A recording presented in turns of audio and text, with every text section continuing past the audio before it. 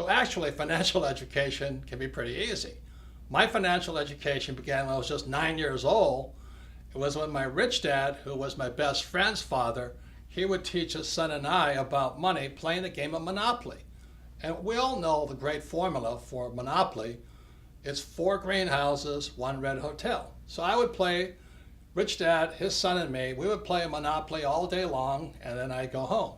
The difference was my rich dad was kind of talking to us, teaching us to think like rich people. He was like a teacher, a coach, and a mentor as we played Monopoly.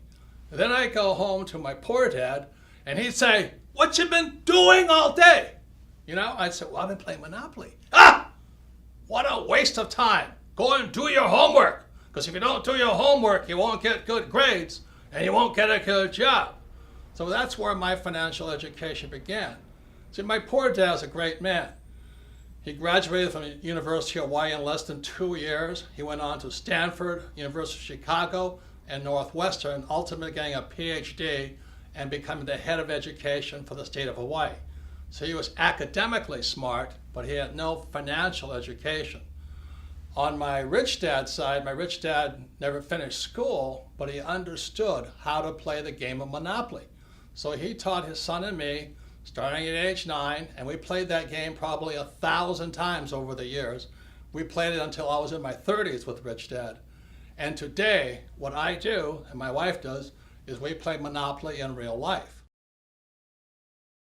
So in 1994, Kim was financially free, and she was only 37 years old, and I was 47 years old. So people kept asking us, "How did you guys do it?" And so we told them we just played Monopoly in real life, but that didn't satisfy them. So by 1996, Kim and I developed the cash flow board game, as you see behind here.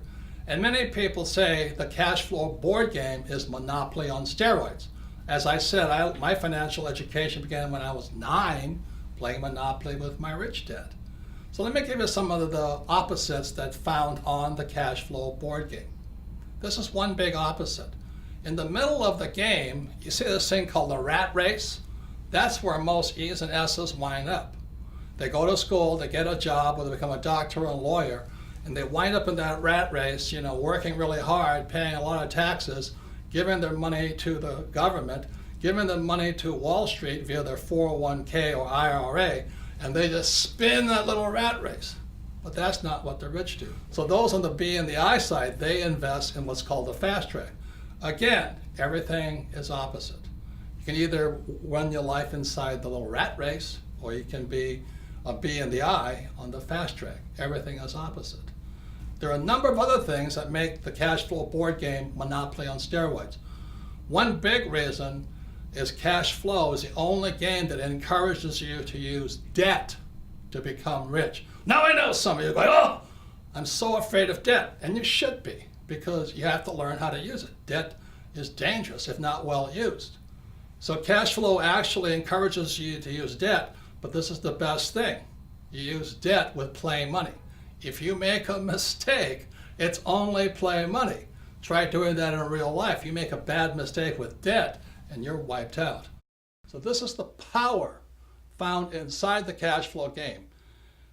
Kim and I designed this game in 1996 to have people teach people. I'm telling you, this works. This is what Kim and I did to retire in less than 10 years because we focus on assets, not a high-paying job.